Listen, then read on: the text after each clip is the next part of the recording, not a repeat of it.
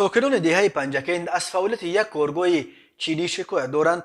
آنها میگویند این کارخانه به استحصال زر مشغول است ولی به اطرافیان زر میدهد. کارخانه مشترک چین و تاجیکستان با نام زرافشان در فاصله تقریبا 300 متری دهه همگران شهر پنجکند به استحصال طلا مشغول است و سال است که مردم از زیان آن شکایت دارند.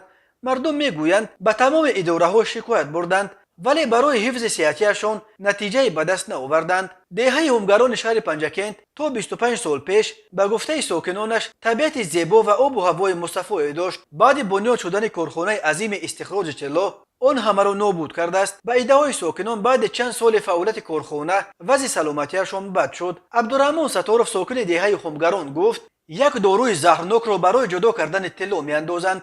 نامش سیانید است.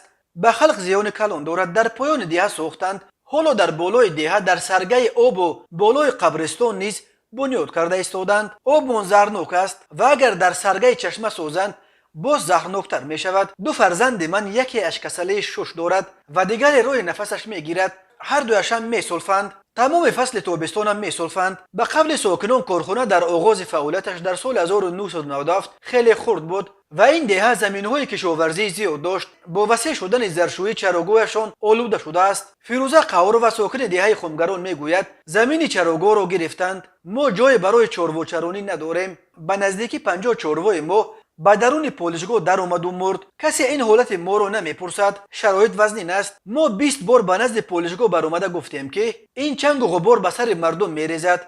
گفتند ما آب میزنیم. بحث ساکنان اینجا با شرکت 4 سال پیش شدیدتر شد. شرکت تصمیم گرفته است در جانب دیگر دهه در حدود بیشتر از 6 گکتار یک پالشگاه نو بنیاد کند. مسئولان کارخانه نیت دارند 47 عائله دهه را که به پالشگاه نو نزدیک زندگی میکنند به جای دیگر کوچونند. آنها میگویند طرح با همه نهاد دولتی از جمله اداره محیط زیست موافقه کرده شده است. تا آغاز فعالیت پالشگاه نو کارخانه به ساکنان وعده داده است که 47 ساکن آن را به منطقه بیخوف میکوچاند ولی به گفته ساکنان نه این را تا حال عملی کردند و نه غم باقی مانده ها را میخورند. خیرنسا میرزایوا ساکن دهه خمگران گفت ما سالهای زیاد در اینجا زندگی میکنیم و خانه و در ساختیم. بسیاری از آدمان به مهاجرت رفته این منزلها را آباد کردند. دولت به ما زمین جدا کرده کوچاند. ما ضد یگان کارخانه دولتی نیستیم. سالهای آخر چندین شرکت چینی به تاجیکستان وارد شده در بخش‌های مختلف سرمایه گذاری میکنند. بر اساس اطلاع رسمی کانهای طلا نیز یکی از ثروت‌های تاجیکستان دانسته میشوند. اکثرا از جانب شرکت‌های چینی جستجو و کارکرد میشوند.